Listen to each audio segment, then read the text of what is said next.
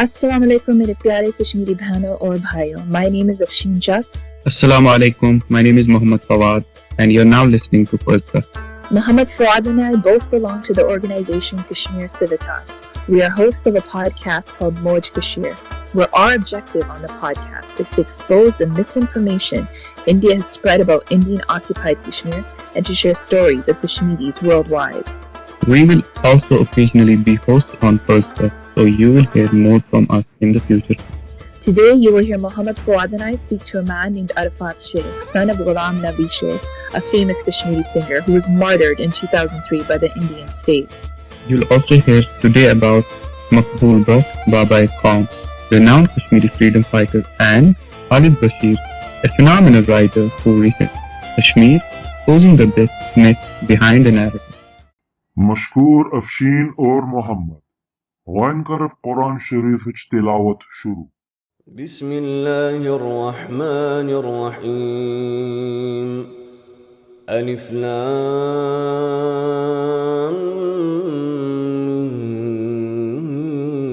ميم. الله لا إله إلا هو الحي القيوم نزل عليك الكتاب بالحق مصدقا لما بين يديه وأنزل التوراة والإنجيل من قبل هدى للناس وأنزل الفرقان إن الذين كفروا بآيات الله لهم عذاب شديد والله عزيز ذو انتقام. إن الله لا يخفى عليه شيء في الأرض ولا في السماء هو الذي يصوركم في الأرحام كيف يشاء لا إله إلا هو العزيز الحكيم. هو الذي أنزل عليك الكتاب منه آيات محكمات هن أم الكتاب وأخر متشابهات فأما الذين في قلوبهم زيغ فيتبعون ما تشابه منه ابتغاء الفتنة وابتغاء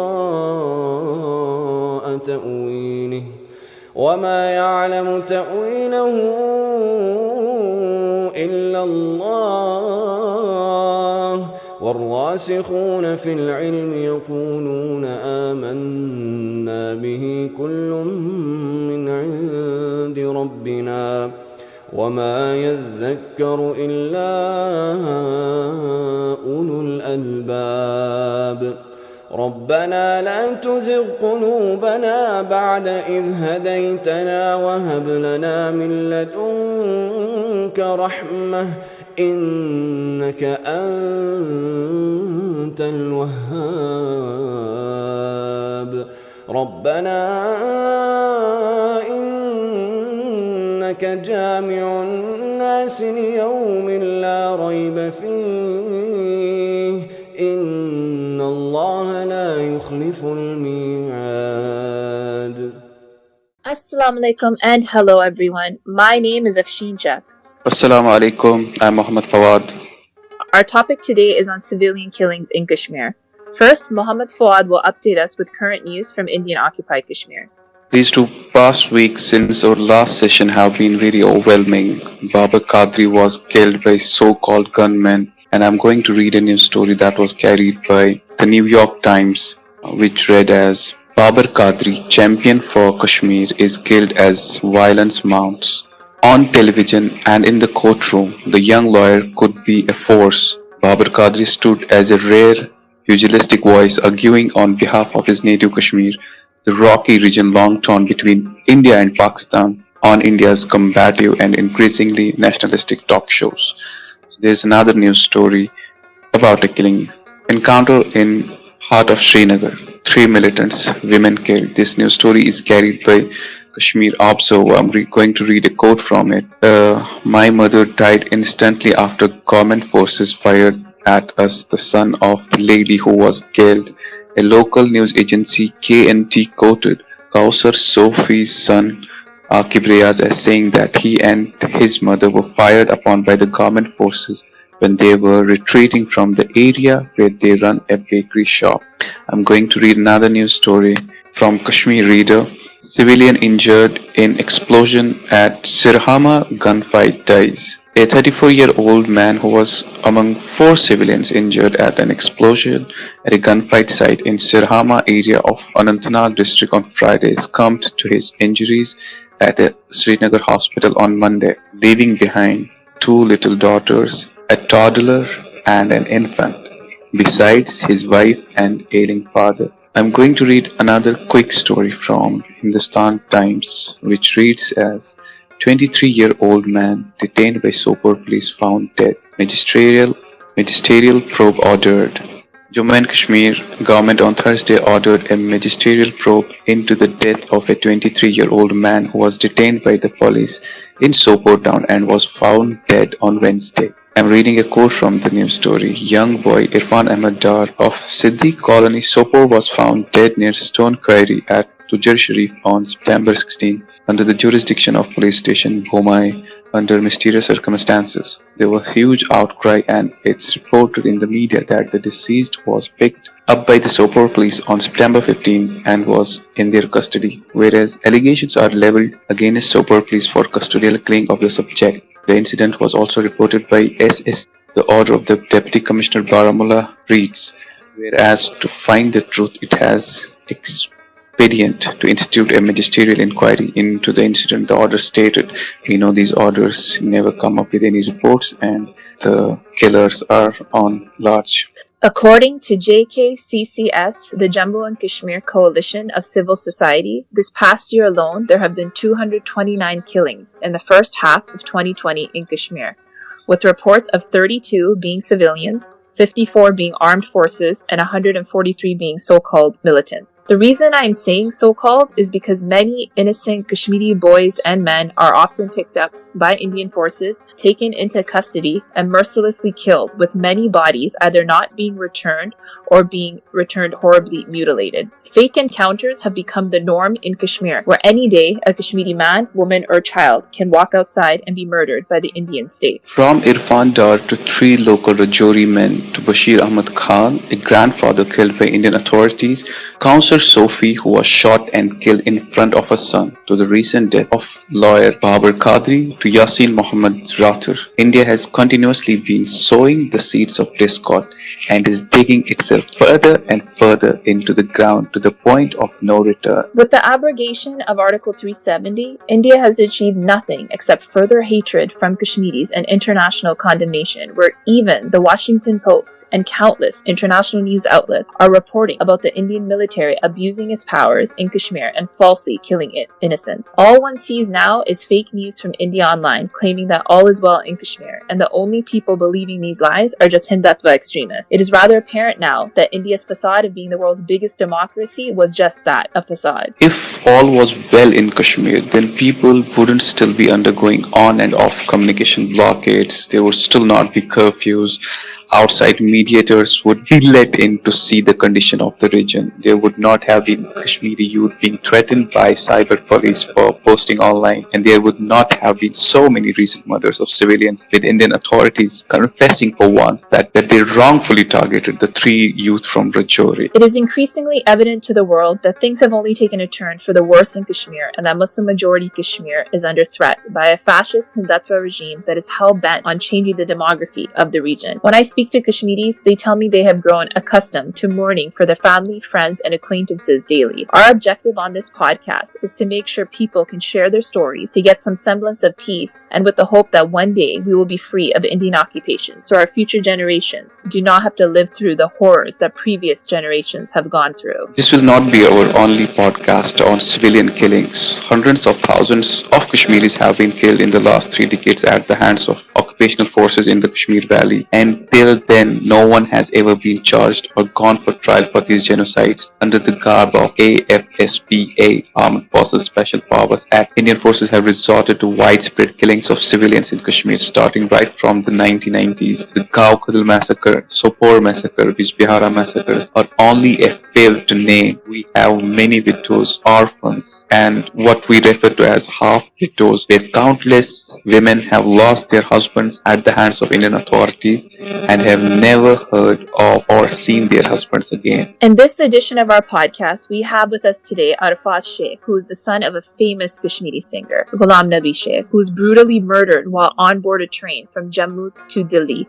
on July 13, 2003. His body was cremated within hours of his brutal assassination to destroy any evidence revolving around his mysterious death. His family still awaits justice, like the other thousands of families whose beloved ones were killed in fake encounters, custodial killings, and enforced disappearances. Ghulam Nabi Sheikh's case is still pending to this day. The case you're about to hear is just one of thousands of cases coming out of Kashmir, where justice often isn't served to the victims solely due to their Kashmiri identity. While India likes to claim Kashmiris are Indian, the reality is that both in Kashmir and when Kashmiris are in India, they are treated terribly, and it is evident that India simply wants to possess the land of Kashmir without Kashmiris in it. Some details surrounding this interview may be disturbing to some listeners, so listener discretion is advised. Assalamu alaikum, Arafat. Thank you so much for speaking with us today. I know this will be a very difficult topic to discuss, so we really appreciate you taking your time out to share your story with us. We feel that there are so many tragic stories coming out of Kashmir that they need to be documented so that the world and our future generations in Kashmir know what the Indian state has done to all of our families. Can you first tell us a little bit about yourself and what you do for a living? Walaikum assalam, and thank you so much for letting me speak about my experiences, and I think that it's appreciative of you guys to taking an effort to make sure that the voices from Kashmir are heard. Well, I'm Arfat, and for a living I'm a student at this point in time, but then I've been working as a documentary filmmaker for quite some time until I decided that I should actually join a film school and become a filmmaker and make sure that the voices from Kashmir also come out through that medium. So that's exactly what I do at this point in time, and I'm based in Atlanta at the moment. Thank you so much, Arafat, for being with us. I again welcome you on this podcast. So could you please tell me about what was your childhood growing up in Kashmir, and how did the presence of all the military forces everywhere make you feel growing up? Because for me, it was everyday crackdowns, house-to-house search operations, every nook and corner filled with forces. Could you please explain yours? Well, it's exactly the same, but if I have to sort of cite a few examples, I think my earliest memories of growing up in Kashmir were exactly the same way, amidst bombing, curfews, bloody encounters, and mass executions. And as a kid, it was difficult for me to make sense of everything that was going around, until one night in early 1990s I saw army barge into our ancestral house looking for my father's cousin. I was a little kid at that point in time, and everyone in our family, including the kids, were all put on a gunpoint and locked in a room, and my father's cousin was taken into a separate room and interrogated inhumanly, and all we could hear was his cries. And after they left the house, the room where he was being interrogated looked like a horrific crime scene, with blood oozing from his mouth and bruises all over his body. He had to go through a lot of operations and surgeries to be able to walk again, and this was the first time when I witnessed what it's meant to be to live in a conflict zone. So like you said, crackdowns, barricade checks, bunkers, they were all commonplace, and even kids were not spared. And to Kashmiris who grew up during those years, India was the army, the generic term for all the counterinsurgency forces. And in our minds, the army meant the frightening force to enter anywhere, to humiliate and to met out horrifying punishments and torture. And we had to get used to that violent death and destruction. I'd never experienced life the way children elsewhere did, the joy of going out in the evening, or a weekend picnic, a drive in the countryside, or even, the fun and frolic that you would have at, the family gatherings or weddings. Life was pretty much a cage, and my parents were often too paranoid to let us go out to play after the sunset or during the early and mid-90s. No child in Kashmir had been out for an after-dinner stroll, so it was you had to be indoor, and before it got dark, which means even 4 p.m. in winters, and your parents would like worry ceaselessly as long as you were out of the house. So we were almost never allowed to go far. Picnics, weekends, like I said, or evening outings were unheard of. Every day we would just hear news from the radio as a number of people that were killed by the Indian army, and it was a routine. And schools were mostly shut due to curfews, and our rooms were just our playgrounds. And when we would go to school as well, so we would get frisked also. So it was commonplace, like I said, and this is how I lived my life when I was living in Kashmir. Can you tell us what happened with your father and the circumstances surrounding his death? My father was traveling with my sister, and she had just gotten an admission in Delhi, and she was going to study mass media. This was in 2003, and he was traveling in a train from Jammu, and it was the night of 13th July when my sister found out that he wasn't on the berth at that point in time, and she tried to look for him. And then there was another Pandit friend who was traveling with my dad at that point in time, and she got him up also and said, like, in the middle of the night, I can't find my father. When she couldn't find, they just went to the railway police that you normally have stationed inside the trains in India, and they said that he must have missed his train and he would come the next day. In the next train. She waited for the next train and the train after and the train after until she looked inside all the trains and she couldn't find him there. The next day we got the information that there's a dead body that they have found, and it could be your father. And it was only because my father was also working for Radio Kashmir at that point in time. And through the officials, they got the information that there is a dead body that they have found in Punjab, and it could be our father. So there were people who were sent to identify the body. The moment they reached to that designated place, they were told that the body has already been cremated, and there was no post-mortem that was done, no protocol was followed. And even though, like, if a body is not identified within 72, you're supposed to keep under law a body in a mortuary for 72 hours, and even after, when the body is not identified, you're supposed to bury the body and not cremate it, because there could be anybody in the next kith and kin who might be looking for the body and might want to sort of identify it. But they had, within like 7 hours of finding the body, that already cremated the body. So they gave us a photograph wherein his face was clearly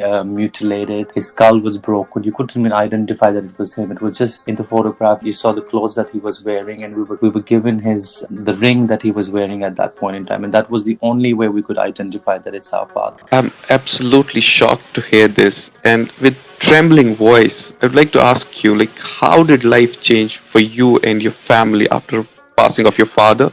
How did your family cope up with this tragedy, and how did you come out of this tragedy? See, our lives changed upside down, to be honest. If I have to put it in a word, it was something that you never thought would happen to your father. And I was a teenager. It wasn't like something that you would expect, that your father would die, and he would die in such mysterious circumstances. And for me, it did come as a shock, and not just for me, it came as a shock to entire Kashmir, because he was somebody who was like immensely loved by everybody. And I mean, I was in a state of shock. I could not come to terms with it, and there was a reason for it also, because normally when somebody dies, because life and death are like two sort of sides of the coin that you have to experience, and everybody dies, but then you get a sense of closure. You see the body, and then you do your rituals, and then it gives you a sense of closure in a way. Okay, like this shouldn't have happened, but it did happen. But then you do your whatever you do, and then you come terms with it. But for us, it was a different thing altogether, because you couldn't there was nothing that we could, through which we could ascertain, like, yeah, this is exactly what has happened to my father. That was the only picture. And when the picture was shown to me, I mean, I remember, like, for next few years, I could not even discuss the case. Every time they would discuss it, any lawyer would come to our house, I would just go out of that room, would not even listen to anything that was being discussed. And there were a lot of bad decisions that I also took in my life, and that was the outcome of what had happened to my dad. And it's still like something that I've not come in terms with, not just me, like my entire family, my mother, my two sisters. We often think about, like, what must have happened to him at that point in time, and what exactly led to what, and how everything sort of transpired. So this is still a mystery. And like I said, I mean, I don't really know how to explain that what I went through. I don't think that any words could do justice to to the sort of feelings that I still feel or was feeling at that point in time. But it did come as a shock, and like I said, it changed our lives upside down. So what year did your family then leave Kashmir? We left Kashmir immediately after my dad's. We were there for a year until 2004, and there was a lot of media interest in my father's death at that point in time. And it wasn't like a media interest as in everybody wanted to sort of, do a story on my father, what had happened and everything. But none of the media agencies actually, sort of helped to probe, try and sort of put in enough pressure to the government or to the agencies to see like what exactly had happened. But it was just like, they always wanted to do a story on the family and stuff, sort of fetishizing on what, how the family is doing and everything. And my mother didn't like that because we were really young at that point in time, and she wanted us to continue with our studies and stuff. And that's when we decided that, we should go somewhere. And the easiest anybody in Kashmir could go to is Delhi, even for their studies or to do anything that they wanted to do and to be like away from the eyes of media. So that's exactly what we did. In 2004, we moved to Delhi, and then in 2006, I moved to England to do my studies. Fortunately, I got the scholarship to study in England, which was a sort of a relief because I was away from everything. But then also it was my way of escape.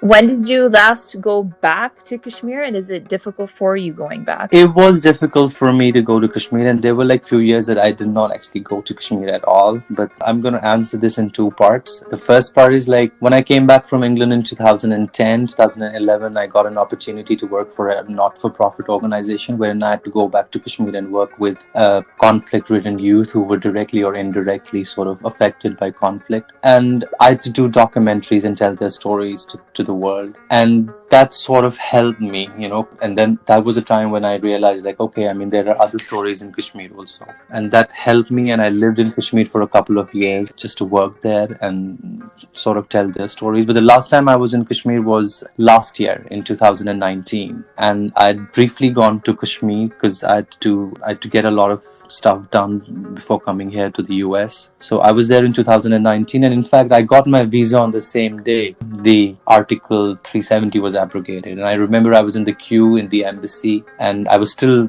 sort of thinking like, what would the Amit Shah say in the parliament? And it was exactly at the same time, when my visa got stamped, I got outside, my friend was waiting for me outside. The first thing, I didn't even tell him like, okay, my visa's, it's gotten approved. The first thing I asked him like, what happened to Kashmir? And he said, oh, it's been, a lot's been changed. Article 370 abrogated. It's been, sort of downgraded into a union territory, which anyways is not a big deal because, we never sort of thought India as us and, never thought that we are an integral part of India. So them changing it into a union territory wasn't a big deal. But Article 370 sort of still gave us, that sense of, not being them entirely. And when you lost that also, so, I remember I was in an Uber and I was crying, and the Uber driver thought that because I'm coming from the embassy, and he's like sort of, patting me and saying, hey, don't worry, next year when you apply, you might get the visa. I was like, no, I couldn't explain things to him. And then I had to leave on the 15th of August, and I chose 15th of August because I thought that was India's independence from Britain. And that was my way of protesting and wanting to leave on the same day. So I got my tickets booked for the 15th of August, and none of my relatives in Kashmir knew that, my visa got approved or I am in the US now. It took me around 5 or 6 months to get in touch with them to tell them like, okay, I'm here now, when the landlines were restored. And that's when they got the information that, okay, I've moved to the US because, you still have sort of partial blackout in Kashmir. They're like the mobile phones, as in all the prepaids, are still not working. The internet is partially restored too. It's on 2G, wherein you can't really, do much of the stuff. Can you tell me a favorite memory you have of your father? Well, the favorite memories that I have my father is like going, him taking me to his recordings and then explaining like how each instrument is played. I think those were the best memories that I had with my father. And my father was like, he knew that I used to ask a lot of questions to my father, and he was always patient answering them. And and I miss him, like, waking up early in the morning and, doing his riyaz, wherein, he always made these, I'll always tell him as a child that why do you make these weird voices? And he would say like, oh, this is the practice and this is how you tone your voice, correctly. And then him coming to our rooms every night, and he would not ever sleep because he was a busy man too, and he had a lot of recordings and he had a lot of students coming. He had set up a free music school in Kashmir, wherein he would make sure that we would have more and more people would get the platform to sing, present their talent, whatever talent they had. So he would never ever, like, even if he was late, he would always come to our rooms and then kiss us good night, and he would never sleep without it. And I think those are the memories that I always would treasure and still do. Arafat, I'm absolutely shocked hearing your story, and I'm feeling like emotional right now. I don't know how to go about this interview. But I would like to ask you, like, you're since a student of filmmaking and maybe you have some interest in music. Have you ever tried to recollect the songs your father sung? And have you ever tried to sing being on your father's steps? No, I think I am creative in a way, as in my father was creative, and I think he was a musician. I don't think I have a good voice. I always thought that I have a bad voice. I don't know. I've never tried like singing. But then, yeah, I think one of the ways of channelizing your creativity is that you go into a different field. And I think my field is filmmaking, and I feel it's very therapeutic also. It helps me tell stories of other people, and in a way, sort of, it's very reflective too. Because there was a time when media reported my dad's death. Each media outlet had a different story to tell. Nobody knew what exactly had happened to my dad, but everyone, like, some said, okay, he must have fallen off the train. Some said he might be smoking, or he must have fallen. Some said, like, everyone had like a different story to tell.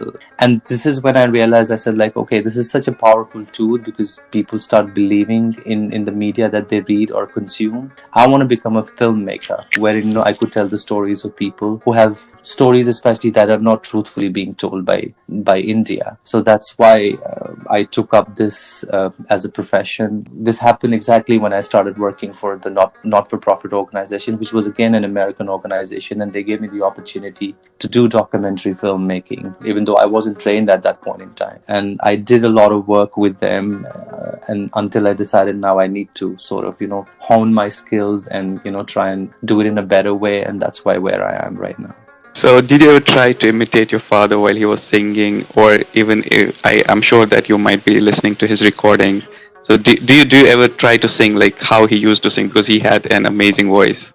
I mean, yes, I think like I do have maybe like, of course, like I am the same sort of DNA as him. So, I think I may have like certain traits, but I don't think that I could. I used to imitate him, I used to imitate him when he used to do his riyaz and everything, which I thought like at that point in time, I thought like, what is he doing? Why is he making these weird noises? But then, I understood like this is how you do a riyaz, you have to like have a high pitch, and then you have to change your pitch, and then, try and like sort of, balance your voice in a certain way. But yeah, I did, but I'm not a good, I can't really imitate. Right. So India has been repeating the false trope that Kashmir is an integral part of India. This is of course not true, but when confronted with facts, they feign ignorance. Why? What lurks behind their infatuation? Well, I think the answer lies in, again, I think, there are different ways of sort of looking at this question. And I think, I believe like the reason being is one is strategic. And the strategic being the natural terrain of Kashmir is hilly. The mountains act as a natural barrier to any invading army, and keeping control of these peaks is essential for India's own safety. So that's one. Two is political. We have three major rivers that flow through Jammu and Kashmir, which is Jhelum, Chenab, and Indus. And we have a Indus Water Treaty also, wherein the rivers are controlled by Pakistan, but these actually flow and originate in the Indian controlled part, and India can use them for irrigation, transport, hydropower generation, and water is the most scarce resource in the whole of South Asia. So I think control over Kashmir gives India the control over its rivers, and by extension gives them an edge in geopolitical issues facing the region. And the third, I think, is communal. I think why it's communal, because I think grabbing Kashmir is also a part of a greater plan of rebuilding Akhand Bharat, And you know that Akhand Bharat is the ideology of the Indian Hindu extremist group RSS,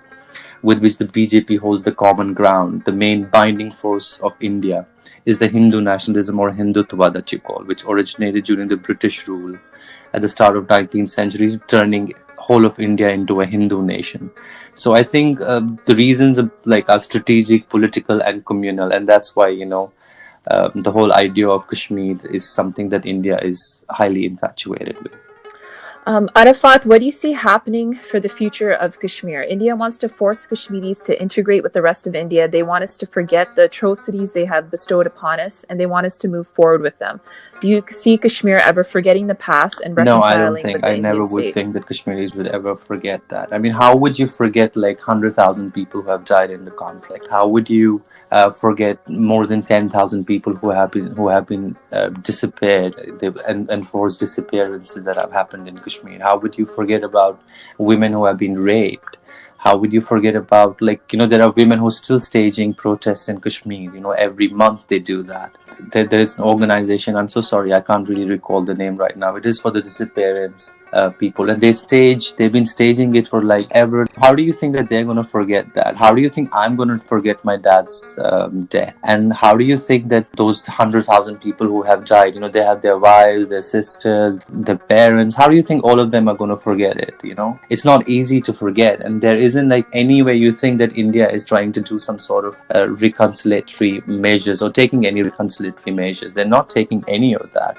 I don't think that it would be easy for anyone to forget what India has been doing or still is doing. It's not now India has taken some measures and you'll be like, okay, let's forget the past. No, they continue to do, commit those atrocities on Kashmiris. You still have human rights abuses still happening in Kashmir. I just read a report just a while ago that there were more people who were killed just yesterday in some sort of an encounter. So this is just an everyday sort of a thing that's happening. So how do you think that anybody is going to ever forget that and try and integrate themselves with India? I don't think it's humanly possible. Yeah, and honestly, this intergenerational trauma, it's a very real thing, because even what they did with my family, they drove us out in 1947, and my dad's family was so close to being killed. And then when I hear about how they chased down my grandmother's 12-year-old sister, and then she killed herself to prevent being raped, that trauma, that just stays with you. And you don't forget what's happened. So I agree with you 100%. I don't think we could ever never. And like I said, I did narrate a little bit of I mean, I have a blurry sort of memory of my dad's cousin who was taken into a separate room and then interrogated. That has stayed with me, and that would stay with me until my last breath. And that was the first time I realized what is it to be, living under an occupation. And under a tyrant occupant.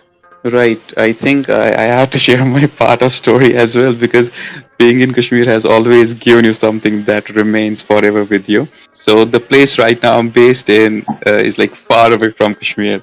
And last year, post abrogation of Article 370, I was staying with my friend who had come to visit me, and we were discussing Kashmir. Of course, there is nothing else we can do when two Kashmiris are staying. So after having a long discussion for hours, it was beyond midnight, and suddenly there was a knock at the door. The first thing we uttered out of our mouths was "Alai Army." So we were in a surprise for 10 seconds, what's happening around? So the first thing is, this is the form of PTSD we are all having us, and how can we, just forget it? No. Another thing is that there are celebratory fires every now and then at weddings or any kind of celebrations, and whenever there is a fire, I get alerted what's happening around. So my friends try to console me. This is okay, this is not something big, this is happening, this is very normal. Arafat, I have another question for you. Mm-hmm.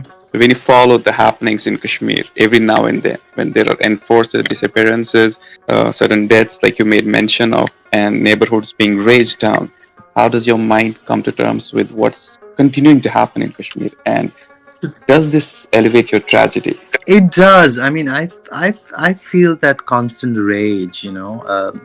One, there's rage, and second is helplessness, as in you're not really able to do something when you want to do something, and then that this is not right. But at the same time, either you had to pick up a gun, that's what they did in early 90s, or you just had to get yourself killed. But then you think like, okay, would that be a rational way of sort of dealing with the situation? I guess yes or no. I don't know the right answer, but then yeah, I do feel that rage and that helplessness, which is not helping anybody. It's not going to help me. It just continues to sort of deteriorate my sense of being, and my sense of sort of belongingness to that place. Not to that place, of course. I have really strong connections to that place. But what I'm trying to say is like, you don't know. Every day when I read about this, I feel furious. I feel, I know everything that's happening is outrageous, and you have that constant feeling that you want to do something, and that's why that's one of the reasons why I wanted to become a filmmaker. My projects are around Kashmir, and everything that I want to do is like to tell the stories, and I think that's my way of sort of protesting. But then, other than that, I don't think there's anything I can do. You know what I mean? And I continue to feel the same until, and inshallah, we get our freedom. I would like to ask you, have you retained Kashmiri in your conversations as a language? Pura poet, 100%. That's different. That's my boy. Pura poet. I am a very raw Kashmiri when it comes to my... Shukur Khuda. Pura poet, Kashmir. Yes. Arfat, do you have any message in Kashmiri you'd like to give to our Kashmiri listeners? I would say कि तू let me help you. Let me help you in Kashmiri. No, the thing is... No.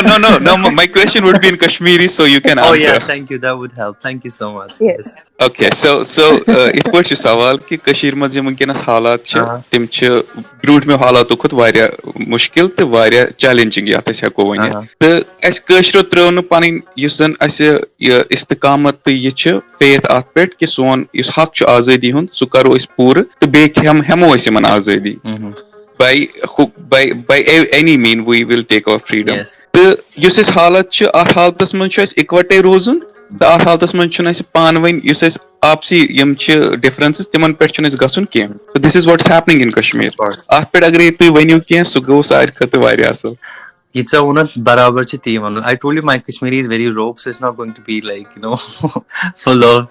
Okay.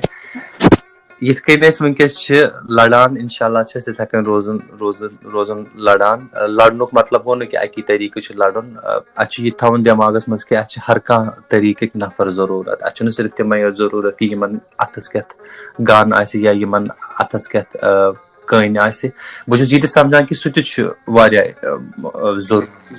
zaruri ch sut kaz ke as guess har ka cheez asun har ka मतलब हर का what do you call it in Kashmiri हर का department औजार as guess how का औजार आसन हर का औजार गोस अस पानस ने जासन मगर ये मैं वुच मंज छ अस करान कि अस वनान लोकन है तु क्या छु सोशल मीडिया पे करान प्रोटेस्ट तु छु होत करा मे बसान ति छु वारिया इंपोर्टेंट अगर न सोशल मीडिया पे ते इंसान करे तेल कितन लाइक एकस बेकस त पाए मतलब ये पूरे जन सो डोमिनोज इफेक्ट गो मिडल ईस्ट मस येल तिमो पान मतलब पूरे गवर्नमेंट इज इन वुडait सो को story start social media but so I don't think that we must criticize each other. We must all work in unison, continue to work towards the betterment of our society, and we know the betterment inshallah miles azadi aznat paganat kalket kunnat kundo miles but we need to continue to work towards Inshallah. Arfat, thank you so much again for discussing all of this with us today. I cannot imagine the grief and trauma you must feel to this day. I have a great amount of respect for you and your family for rising above all of this, and I pray your family gets closure from all of this one day. Inshallah, brother, we hope your father gets justice and the Indian state is eventually held accountable for his death and the countless deaths of thousands of Kashmiris. Thanks so much for being with us. Thank you so much for giving me the opportunity to speak. Thank you so much. Okay, Thank you. Allah Hafiz. That was a difficult account to hear. I especially got sad hearing about his favorite memories of his dad. That sadness stays with you for a lifetime. Doesn't matter what you do to try to forget it. I think biggest thing for families that have lost their loved ones is the toll that it takes on your mental health, figuring out how to move forward, and the worst part is not getting closure, and the case still being unsolved to this day with the perpetrators not being held accountable. Inshallah, we hope and pray this family and thousands of families in Kashmir get the justice that they deserve. True justice will be achieved only when India is officially out of Kashmir. This occupying force has caused us irreparable damage. And the only way we will properly heal from all that has happened within our families and to our people is when our ties with India are severed for good. Even if we don't win this fight against India in our generation, our generations to come will know what has happened and they will continue the fight for freedom. We will never forgive. We will never forget. We owe this to our deceased to never stop resisting. Long live resistance. Hum kya chahte hain? Azadi. Assalamu alaikum wa rahmatullahi wa barakatuh. Kashmir hindi jadojahdig alam bardaras kharaj aqidat pesh karne khatra chu 10 फरवरी जनाब शहीद मकबूल भट्ट साहबन यौम शहादत मनावने यवान 10 फरवरी 1947 मज आव तम वक्त कि हिंदुस्तानी हुकूमत जरिए यमन तिहार जेलस मज फैस दिन यह फैस दित कोर नई दिल पन्ने इंतकामी कार्रवाई हुंद इजहार अख नामालूम तंजीम यस कशीर हिंज आसनच दावा आस करान तिहंद जरिए हिंदुस्तानी सफारतकार सिंदिस कत्ल किस बदलस मज आय यमन इंतकामी तौर फांस दिन यह हिंदुस्तान मुल्कस खतर अख शर्म हिंज कथ कि यहंद गुजरन पत आय न यहंज मैयत यहंदन अहल खानन या लुकन हवाल करने बल्कि आय तिहार जेल किस अहातस मंजी दफन करने जम्मू कश्मीर अवाम तो सिविल सोसाइटी कशीर यहंज आज़ादी हिंद बहाली खतर शानदार जदोजहदस पे यहुंद एहतराम करान तो यथ कन यम काशर कौमक हीरो तो अलम बरदार शहीद मकबूल भट्ट साहबस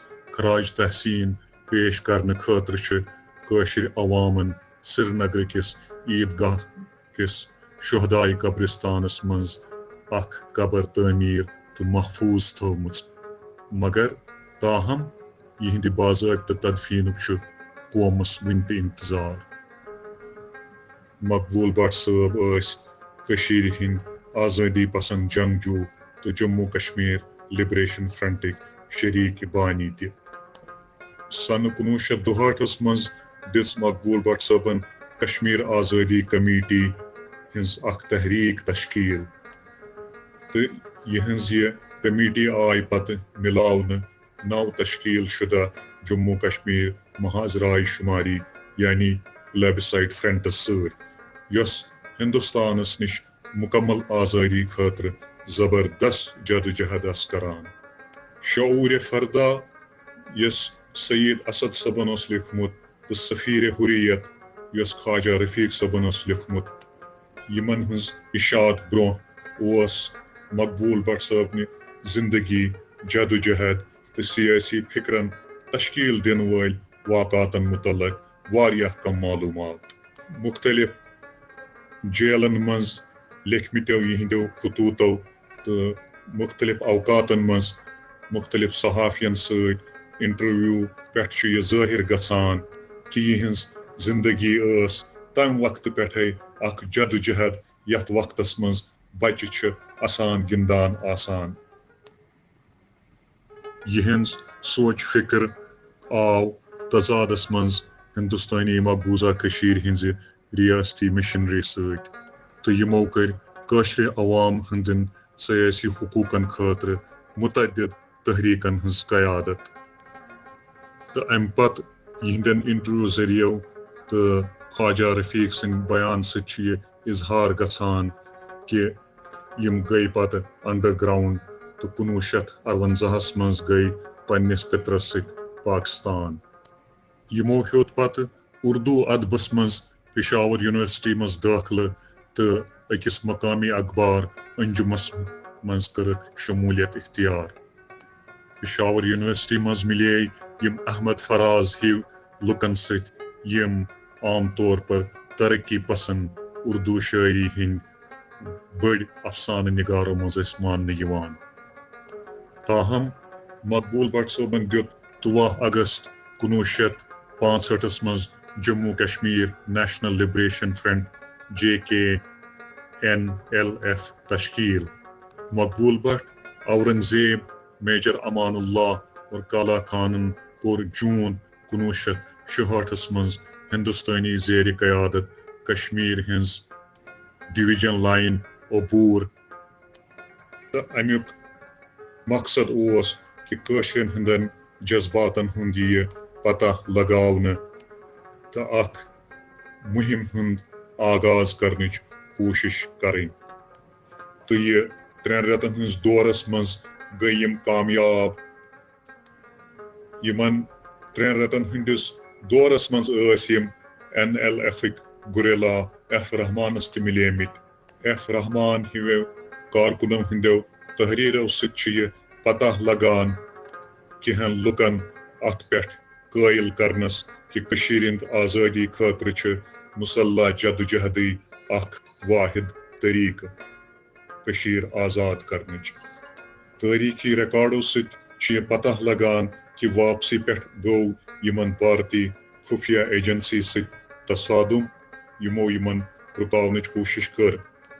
توٲریٖخی رِکاڈو سۭتۍ چھُ یہِ پتہ لگان کہِ واپسی پٮ۪ٹھ آے یِم زیادٕ تر توٲریٖخی رِکاڈو سۭتۍ چھُ پتہ لگان کہِ واپسی پٮ۪ٹھ آے یِم بھارتی خُفیہ ایجنسیو ذٔریعہٕ رُکاونہٕ تہٕ یِتھ کٔنۍ أکِس سیکورٹی ٹیٖمس سۭتۍ تصادُمس منٛز اورنگزیب یِم گِلگِتٕکۍ ٲسۍ گُزرے تہٕ اتھ تصادمس منٛز موٗد CID یُک انسپیکٹر امر چند تہِ.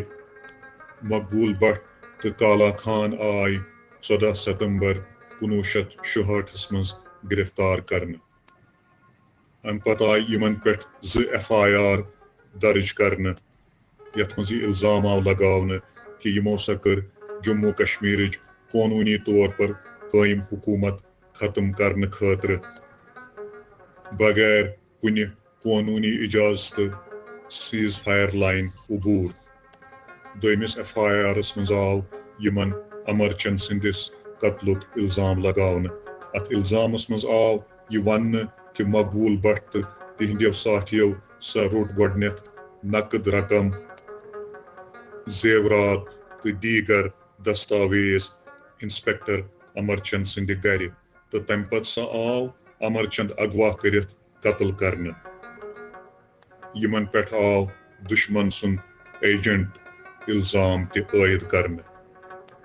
پننِس دِفاعس منٛز کوٚر مقبوٗل بٹ صٲبن پانس آمٕتۍ تمام الزاماتن ہٕنٛز تردیٖد سوائے یہِ کہِ یِمو سا کوٚر جٲیز قونوٗنی اجازتہٕ بغیر جوٗن 1966 منٛز سیٖز فایر لائن عبور.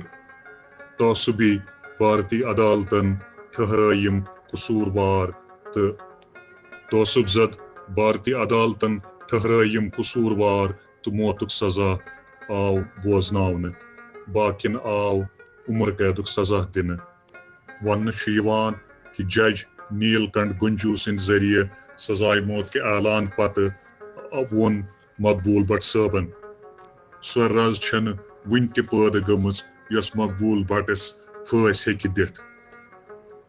اگر قٲبض بھارتی حُکام چھِ یہِ سمجھان کہِ مےٚ پھٲنٛسۍ دِتھ گژھن تِم کامیاب کٔشیٖرِ ہٕنٛز جدوجہد ختم کرنس منٛز سۄ چھِ تیٚلہِ اکھ غلط فہمی. جدوجہد گژھِ اصلس منٛز میانہِ پھٲنٛسہِ پتے شروٗع. بہرحال امہِ پھٲنٛسہِ پتہٕ گوٚو کٲشرٮ۪ن منٛز اجنبی آسنُک احساس بددلی تہٕ دوٗرٮ۪ر زیادٕ پٲدٕ تہٕ یہِ قۄربٲنی چھِ وٕنکٮ۪نس تہِ آزٲدی پسنٛدن خٲطرٕ اکھ سٮ۪ٹھاہ حوصلہٕ افزٲیی ہٕنٛز کٲم کران. یِتھ کٔنۍ آے پتہٕ مقبوٗل بٹ صٲب افضل گروٗ صٲبٕنۍ پٲٹھی تِہار جیلسٕے اندر دفن کرنہٕ. کٲشُر قوم چھُ وٕنکٮ۪نس تہِ مقبوٗل بٹ صٲبُن مایتُک مُطالبہٕ کران تہٕ یِتھ کٔنۍ اَسہِ برٛونٛہہ ووٚن سرینگرٕ کِس مزارِ شہداہس منٛز چھِ اکھ جاے یِہنٛدِ خٲطرٕ تہِ محفوٗظ آمٕژ تھاونہٕ.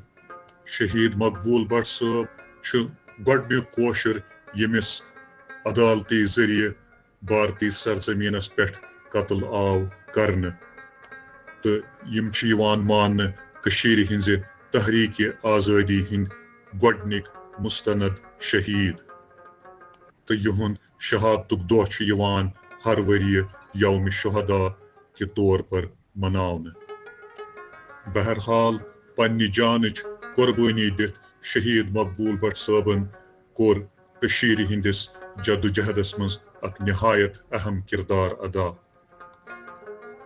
تہٕ یُس بھارتی ریاستی دہشت گردی باوجوٗد چھُ بلا روک ٹوک جٲری تہٕ یِتھ کٔنۍ شہید مقبول بٹ صٲبنہِ امہِ تحریٖکن دیُت اکھ نوٚو روح یِہٕنٛز شہادتٕچ برسی چھِ اتھ حقیٖقتس پٮ۪ٹھ غور کرنُک اکھ موقعہٕ فراہم کران کہِ دُنہیٖکیو مختلف ممالکو کٔر پنٕنۍ قۭمتی جان قۄربان کٔرِتھ آزٲدی حٲصِل تہٕ یتھ خاص دۄہس پٮ۪ٹھ کٔشیٖرِ ہٕنٛدِ جدوجہدٕکۍ علم بردار شہید مقبول بٹ صٲبس خراج عقیدت پیش کرنُک چھُ بہتریٖن طریٖقہٕ یہِ کہِ تمام کٲشرٮ۪ن پزِ جدوجہدِ آزٲدی پننِس منطقی انجامس تام واتناونہٕ خٲطرٕ پننہِ عہدُک بیٚیہِ تجدیٖد کرُن.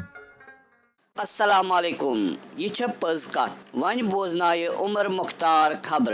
برسوار دہ دیت پاکستان چہ آرمی بھارتی سامراج کن LOC خلاف ورزین منہ توڑ جواب. پاکستان کے آرمی کر 3 ہندوستانک قابض فوجی ہلاک بیٚیہِ 4 زخمی. پاکستانک ISPR وون کہ ہندوستان آرمی چھ عمدن تو قصدن LOC پٮ۪ٹھ شیلنگ کرت عام عوامس نشانہ بناوان. تمو وون مزید تہ ہندوستانک قابض فوج چھ واریاہ کال پٮ۪ٹھ سویلین آبادین جان بوجھ کرت نشانہ بناوان. امشی پورہ شپین فیک انکاؤنٹر کور دباؤ تحت بھارتی سامراج کے قابض فوجن تسلیم مگر سزا یی نہ کٲنٛسہِ تہِ قابض فوج کس اہلکارس دنہٕ. اصل کتھ چھےٚ وُنہِ تہِ روزان کہ یم افراد اتھ فیک انکاؤنٹرس منٛز قتل آیہِ کرنہٕ تمن نش کوٚر ہندوستانٕکۍ قابض فوجن ہتھیار ضبط کرنُک دعوا. سوال چھُ پٲدٕ گژھان کہ یم ہتھیار کتہِ آیہِ بیٚیہِ کٔمۍ تھٲے یم ہتھیار یمن موصوٗمن ہنزن لاشن پٮ۪ٹھ. یہ کتھ چھےٚ یِتھے واقعہٕ سۭتۍ واضح گژھان کہ ہندوستانُک قابض فوجُک چھُ یِہوے حسبِ معموٗل روٗدمُت کہ تِم چھِ مقبوضہ کٔشیٖرِ اندر معصوٗم نوجوانن فیک انکاؤنٹرن منٛز قتل کٔرِتھ پتہٕ تِہنٛدٮ۪ن لاشن پٮ۪ٹھ ہتھیار ترٲوِتھ حقیٖقت چھُپاوان. پیرن ہُنٛد ونُن چھُ کہ قتل گژھن والٮ۪ن افرادن ہُنٛد تعلق چھُ راجوری ہٕنٛدِس بارڈر علاقس سۭتۍ ییٚمہِ کِنۍ ہندوستانُک قابض فوج چھُ یہِ چال تہٕ احتیاط برتاوان.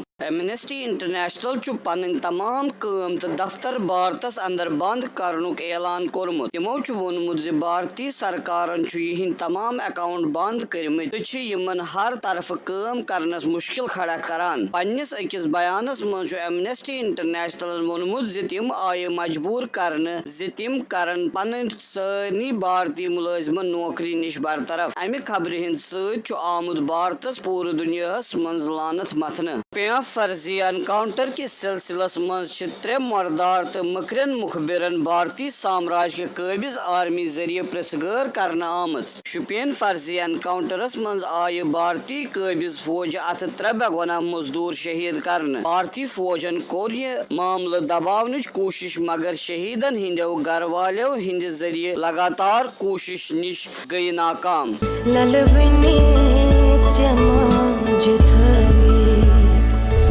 عمرن سے داغ کتیا یکنا بلائے لگ ہے نندوانی یار گبرو نندر چتر میں چتل کتن میں ونتم لارا نندبانی یار میانی قرار میونی بجرا سہار میونی دل سے یقین میں اوسوں وجہا بہار چونی مہراز میں نو چکرما یتھنو ملال روزی یکنا بلائے لگ ہے نندبانی یار میانی. شہید مجاہدن ہند DNA ٹیسٹ آو کرنے تو تہند گناہ آسن آو سرسی دنیا برونٹ کن پیش کرنے پامپور کس سمبورہ گامس مز گئی اکس جڑپہ دوران نامعلوم مجاہد شہید جڑپہ مز گئی بھارتی فوجی تہ زخمی مجاہد اکس ژوٗنٛٹھۍ باغس مز ییٚلہِ فوجن اکس انفارمیشنہِ پٮ۪ٹھ عمل کران نیبر کن محاصرٕ کوٚر مجاہدو لوٚڑ بڑٕ بہادری سۭتۍ تہٕ گٔیہِ گۄڈنِکِس مرحلس منٛز ژلنس منٛز کامیاب امہِ پتہٕ ژایہِ مجاہد أکِس گرس منٛز بھارتی قٲبض فوج آو جلدی لانتی مخبرن ہٕنٛزِ شیچھِ پٮ۪ٹھ اتھ گرس نزدیک تہٕ کٔرِکھ اندھادھند فائرنگ شروع فائرنگ ہندس نتیجس منٛز یِم زٕ مجاہد شہید سپدے تِمن منٛز اوس اکھ مجاہد واریاہ کالہٕ پٮ۪ٹھٕ اتھ علاقس منٛز ایکٹِو شہید گژھن والٮ۪ن مجاہدن ہُنٛد تعلق چھُ لشکرِ طیبہ سۭتۍ یِوان وننہٕ شُپین نِڈورس منٛز کوٚر نامعلوم بندوق بردارو سبزار احمد نائکو ناو کِس أکِس لڑکس پٮ۪ٹھ گولہِ سۭتۍ حملہٕ تمہِ پتہٕ کوٚرُکھ یہِ جلدی جلدی ہسپتال روانہٕ مگر گوٚو وتہِ منٛز از جان بجبہارا سرہامس منٛز زخمی گژھن وول جوانن چھُ ہسپتالس منٛز پنُن زُو دیُتمُت دراصل اوس بجبہارا أکِس مکانس اندر جڑپہِ دوران گولہٕ بارود پھٹنے روٗدمُت لُکن ہٕنٛدِس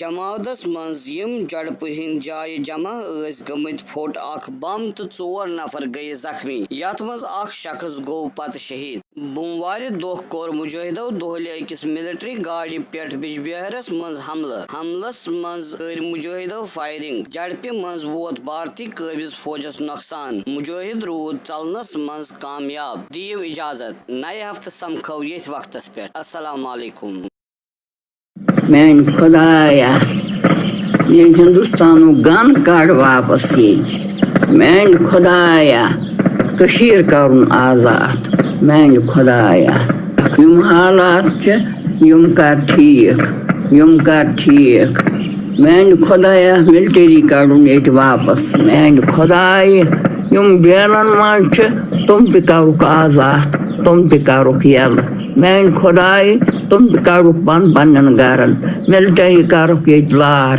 کٔشیٖر کرُن آزاد میٛانہِ خۄدایا کٔشیٖر کرُن آزاد بہت شکریہ آج کا شو سننے کے لیے میرا پیغام میرے ہم وطنوں کے لیے یہ ہے کہ ہم نے ہمت نہیں ہارنی ہے اور جتنا ہم آپس میں اتحاد سے رہیں گے اتنا ہمارا دشمن وقت کے ساتھ کمزور ثابت ہوگا دشمن جو چاہے کرے ہم مسلمان ہیں اور ہمیں امید ہے کہ اللہ تعالیٰ ایک نہ ایک دن ضرور ہماری دعائیں قبول کرے گا اور ہم انڈیا کو اپنے ملک سے نکال کے رہیں گے اور جتنا ہم اپنے ایمان کو مضبوط رکھیں گے اتنا ہماری دعائیں ضرور عرش تک پہنچیں گی سٹھا شکریہ کٲشرٮ۪ن سانٮ۪ن ناظریٖنن کران یِم سون شو چھِ بوزان تِمن خٲطرٕ چھُ سون پیغام کہِ اَسہِ ہٲر نہٕ زٕہٕنۍ تہِ ہمت تہٕ نہ ہارو أسۍ زانٛہہ اَسہِ چھُ پانہٕ ؤنۍ اتحاد تھاوُن تہٕ اَمہِ سۭتۍ گژھِ سون دُشمن کمزور سٲنۍ کوٗشش چھِ کہِ أسۍ چھِ مُسلمان تہٕ أسۍ کرو اللہ تعالیٰ ہس کُن رجوع تٔمِس منگو کہِ اَسہِ کر ییٚمہِ ظُلمہٕ نِش آزاد تہٕ انشاء اللہ گژھو أسۍ جلدی آزاد ہم کیا چاہتے ہیں آزادی ہے حق ہمارا آزادی ہم چھین کے لیں گے آزادی Be sure to tune in next week to PAEZ KATH. Have a wonderful week everyone. May your families be happy, safe and healthy always. Allah Hafiz. Allah Hafiz.